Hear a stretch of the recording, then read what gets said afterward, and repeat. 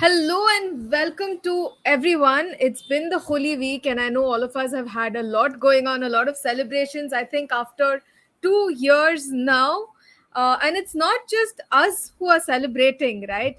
The equity markets are kind of showing, the green shoots of recovery. Commodities are at an all-time high, and following all of that, crypto too seems to be buzzing with the latest new thing in town. I am talking about ApeCoin. Yes, ApeCoin, which was recently launched, and in just 2 days, it's already hit a 90% over its launch price. Pranav, what is going on over there? I know, right? This is my first Holi outside of the US where it's being celebrated because I moved during the pandemic. So I really missed and I loved watching everybody's photos on Facebook, Instagram with their faces plastered with color like in the old days. And that's something I miss being outside of India a lot. I think that's the biggest regret of not being in India on a permanent basis. So, absolutely, ApeCoin crazy stuff, right? I think it's phenomenal what Yuga Labs has done with Bored Ape Yacht Club and Mutant Ape Yacht Club and the Kennel Club. But what they've done with ApeCoin is, I think, truly path breaking. They are going to redefine the way the NFT industry works. I think now that we are talking about NFTs, the one thing that is there on everyone's mind, because art is subjective. I mean, you cannot really value art. The way I look at Bored Ape may be different than what you look at it. So, this is something that I think a lot of us keep thinking about. And while some of us can understand that, okay, it's a rare collection and you have the authenticated proof of ownership over there, but beyond that, like, what do we see as a utility in the NFT world, and how is the Bored Ape Yacht Club looking to change that with this coin?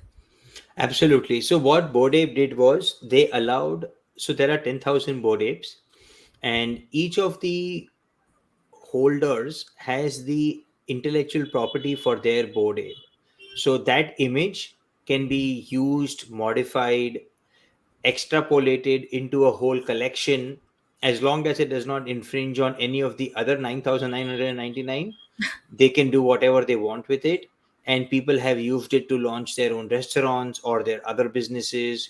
Artists are thinking of using them as album covers. So it's all sort of independence that came with the IP of the image and the brand, and that was the major utility. As BAYC grew, it's only a year old. It's amazing that it's only been Exactly. April 21 when they launched, and it's only been about 11-12 months since they launched. So the advantage here is that with Bored Ape, it grew into a phenomenon. Celebrities jumped in. So now it's also become an access, right? They've held real life events in the US, especially where people who are who are holding the Bored Ape NFT were only allowed access, and they had private performances from music artists and all sorts of concerts, etc. over there over those 2 days in New York. So those kind of things are pretty unique, and I think that is what came as a result of the popularity and the uh, spread of Bored Ape as a NFT collection. But with ApeCoin, they've taken it one step further. So what they've done is they've launched a DAO called the Ape DAO, which will be managed by every ape holder. So if you and I own ApeCoins, we could participate in the DAO. It's independent from the BAYC. But how the BAYC and MAYC holders benefited was that they got the distribution of ApeCoins was only through holding of these tokens, and certain other mechanisms like contributors, the founders of Yuga Lab, the foundation itself, and even some for charity. So they've actually kept about 1% of the total value, 10 million coins out of the billion, for charity. So that's how the utility is now being expanded. So ApeCoin holders will be able to vote for decisions the DAO makes, investments the DAO makes.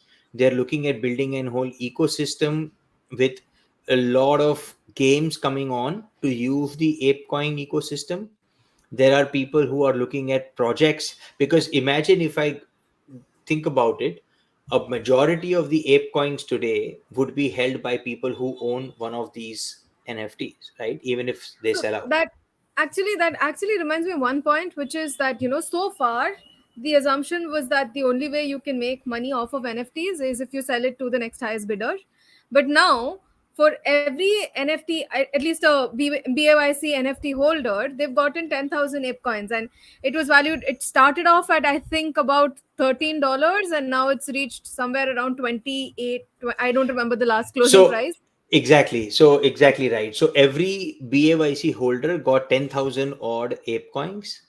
10,000 coins even today are valued at about 15 $14 per coin on Coinbase. So that's $140,000. And people have bought these for anywhere from $1,000 to $100,000, right? So you can imagine this has paid them out already. And now True. I mean, I was just reading up on Coinbase, and apparently the market cap for ApeCoin has already reached 4.5 billion dollars. So that's right, that and it's only about the second 170 or day. 100 and only about 20%, less than 20% of the total coin is under circulation. So if you were to take the whole $1 billion, it would be the whole billion tokens, it would be a 13 $14 billion market cap. But because the circulation is less than 200 million, it's still sub 4 billion or around that 4 billion market cap value. So actually, I wanted to understand, like, fine, we understand, the access that you get through an NFT, but they're trying to do the same thing with the ape coins as well. So what really is it that what is on BAYC's roadmap over here? What are they planning to do over here? To me, So it's kind of a dichotomy, but because you're someone who follows the space and is heavily invested, would love to hear what you think of it. exactly. So BAYC is owned by Yuga Labs. So Yuga Labs has made itself independent of this ApeCoin. The only way they are involved is Yuga Lab founders and Yuga Lab teams has a certain, let us call, equity in this ApeCoin through an allocation, which is going to vest over the next 3 to 4 years. So they will be involved as members of the DAO, but they do not decide how the DAO behaves or what the DAO does.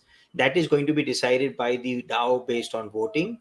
And a foundation board, a 5 member board with the founders of Reddit and a few other influencers has been created, which is a great set of people. They're 5 people, and definitely it's worth exploration that how these guys do it.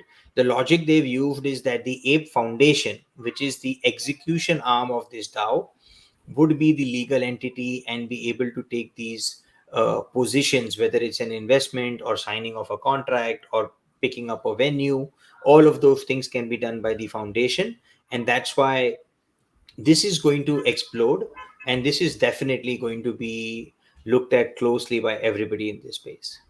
But to me, so the thing that I keep thinking in my head, and this is the cynic in me coming out, by the way, so bear in mind that. But if you are selecting, few people, and then you are giving preferential treatment to holders of your NFT, is it really that decentralized? I mean, people who are coming in later and trying to buy into the concept of the DAO, they're not going to have that much of a voice over there, because these people who are they bought the NFTs, they have 10,000 ape coins, they have a preferential treatment over there, their voices are going to be heard a lot more. So what really that really brings down to the question of, okay, I understand that the DAO is going to give them a legal entity, a legal front for them to execute a lot of their real world ideas, bring those into the real world, but really what else is going to happen with this DAO?